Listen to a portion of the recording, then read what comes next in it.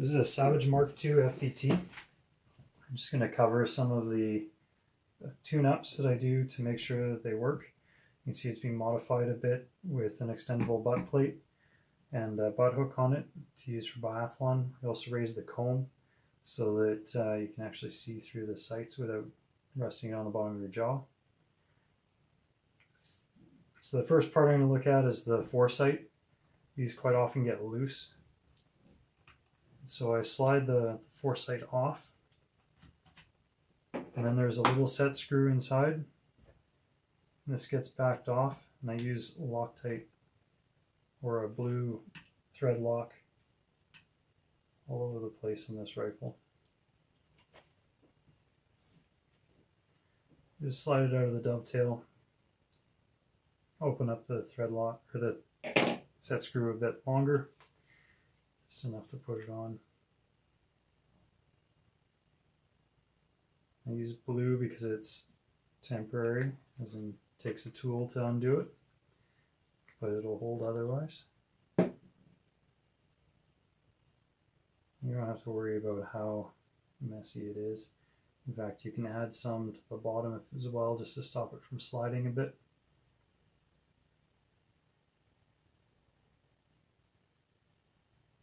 Just into those dovetails. Slide the dovetail back on.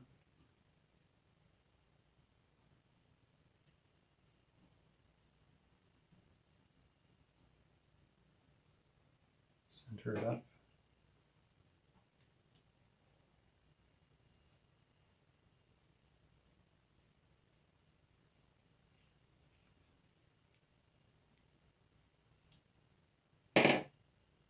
And you can wipe off the excess.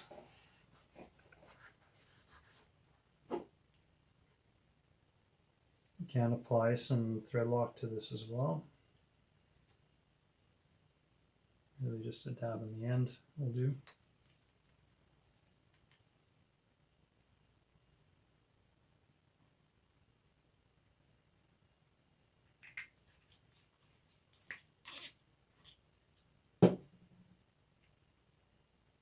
I put it so the ring is at the back in case I wanted to color the foresight to allow for better shadowing. Just center it on.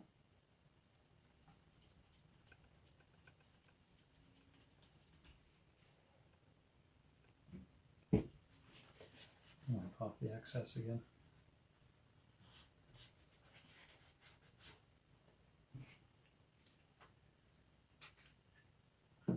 And look back towards the back end. A couple of points to grease. I'm using a synthetic grease so that it can go for cold temperatures. We use these for biathlon, so we reach down to -20. Points to look for, it's the back where the bolt arm drops down. So we do dry firing from the half cock to get people used to the trigger, and then along the slide is your biggest wear points. We put thousands upon thousands of rounds through every year. We use these for all our programs. This one's also had the safety removed because with the gloves they've quite often knocked them on. We have no need for them.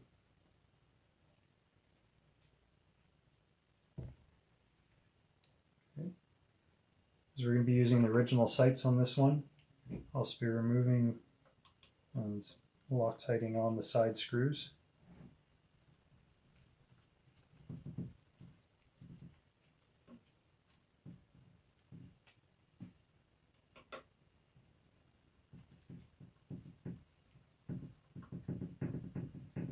If you need spares for these, then it's best to contact Williams.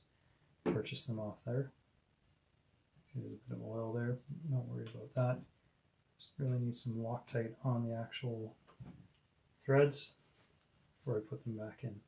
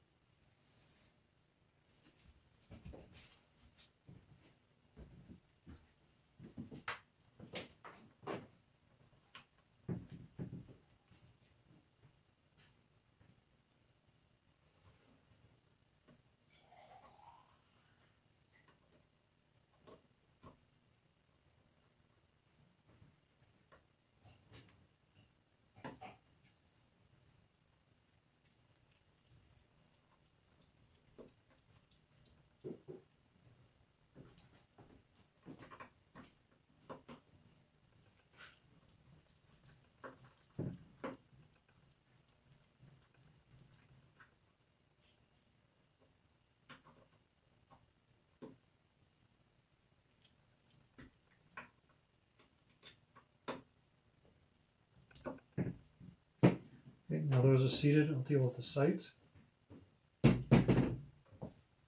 So I've already stripped down the rear sight a bit, removed the set screw, the ball bearing that's sitting in behind, it's over here, and I have the windage screw. I take this out in order to paint and build up the surface on the bottom of the peep. So this sliding block here, I build up the surface on the front, the back, and the bottom of both sides, so that when I put them in, then it holds it a lot more rigidly. While I'm working with that, I'm letting it dry. Apply some grease to some other places on the right or on the sight. Got the ball bearing I'm chasing down. I'll use it with the grease in.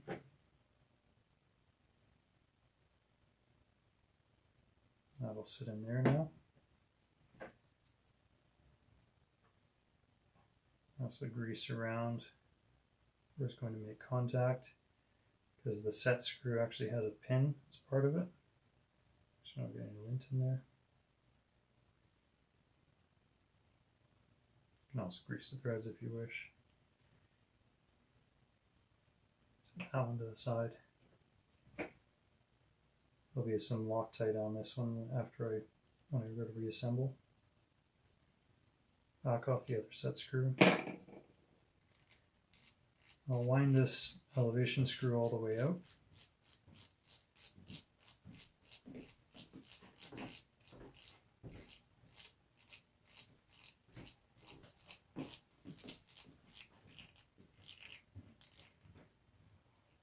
Okay, it comes apart.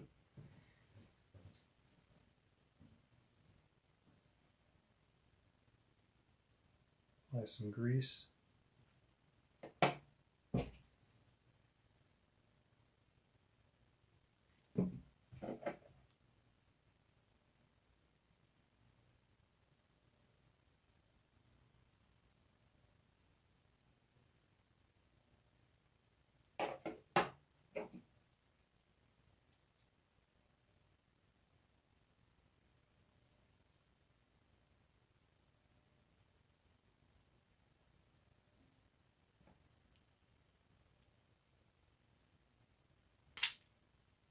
Okay, just pull out.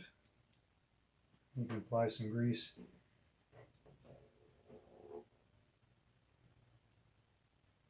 Again, where the ball bearing is going to be seated and the pin for the set screw. Some on the threads if you wish. And seat it again.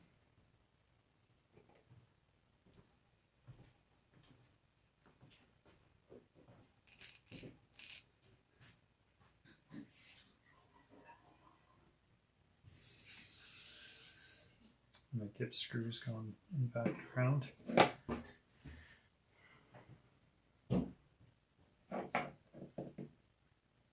Let's just take that out of there. This is called the Gibbs screw and collet. I can slide down into place, or screw back into place.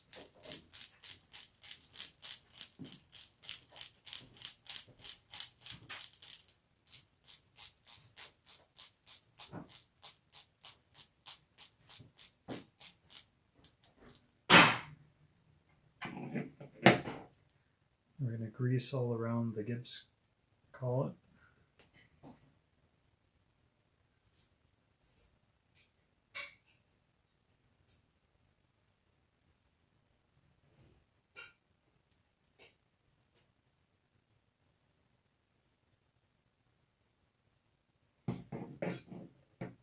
And a bit of Loctite on the Gibbs screw.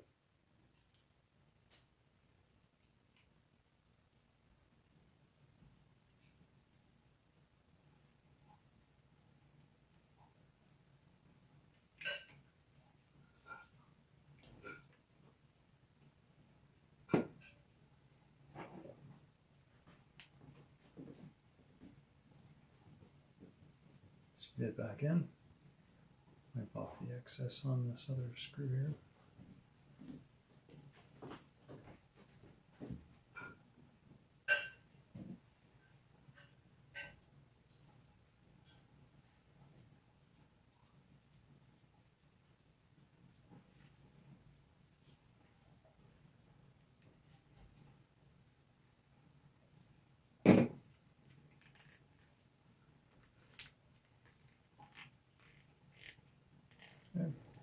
Just want it to be able to still be able to slide.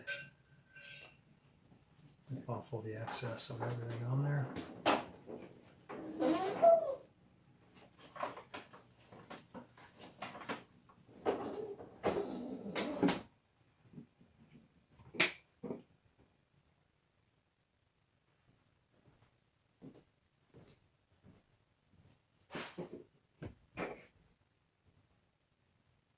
Careful not to over tighten the set screw, it'll lock the elevation in place.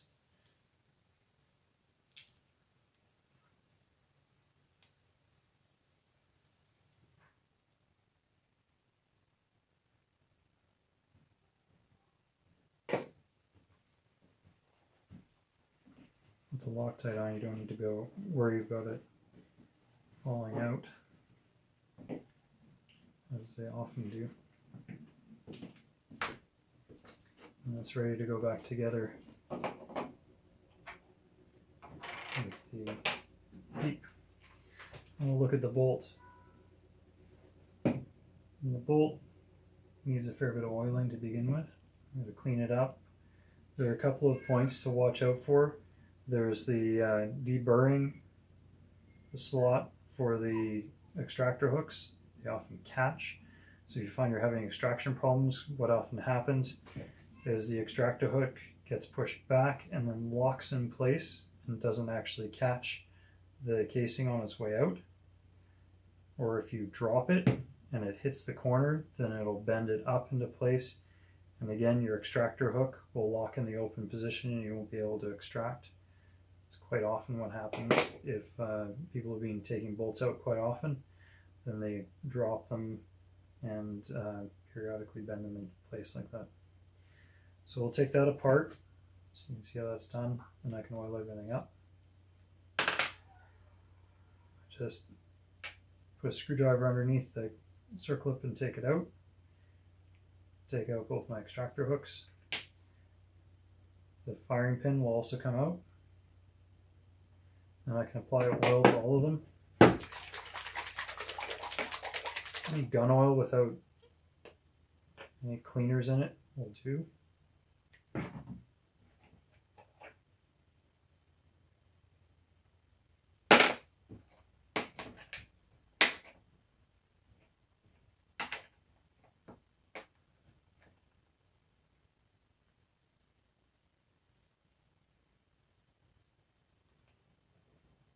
Make sure the silver one goes on the left, or that triangular double one on the left. This is a right-handed rifle, so the sharp hook will go on the right.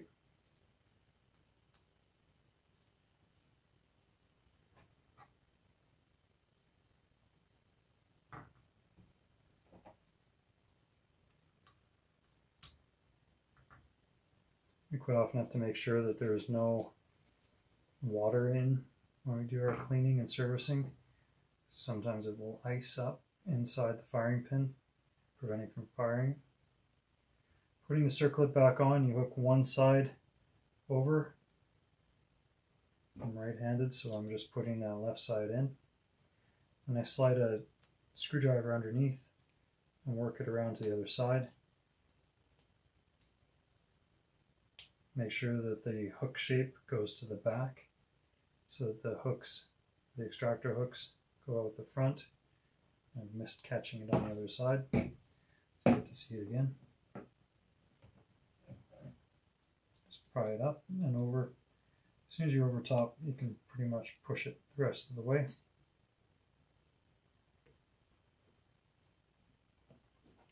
And there it's on. Let's give it a test. Make sure that you have the gap for the casing to fit up inside. Oh, that's good. I take some oil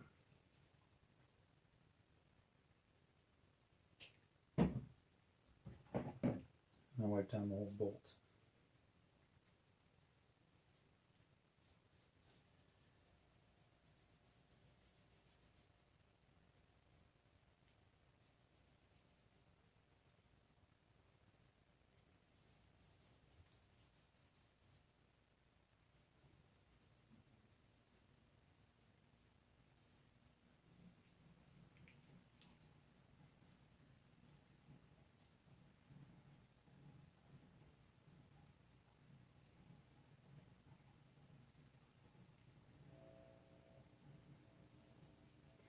Okay, and then I grease the surface of the ramp, the pin to travel down. You can request spare parts out of Savage for this if you happen to wear out that pin. There's also a pin in the bottom that can be replaced.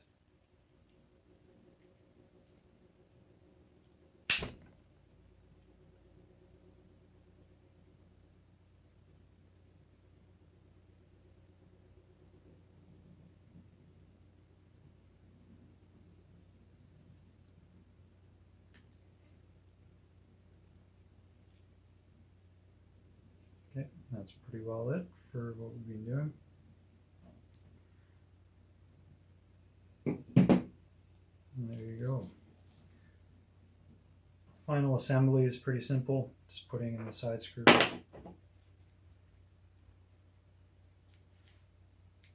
Making sure we have as little slop as possible in there. And I'll just fine fit that bit.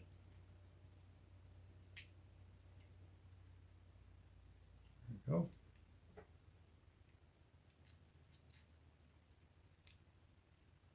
Let's reverse thread.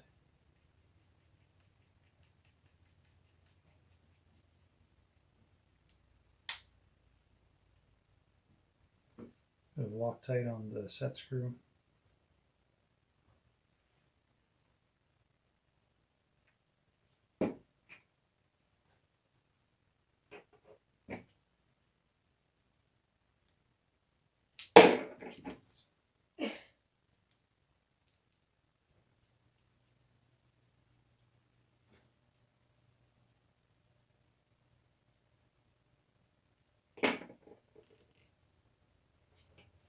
And then wipe everything down. This is anodized aluminum, so I'm not too worried about corrosion.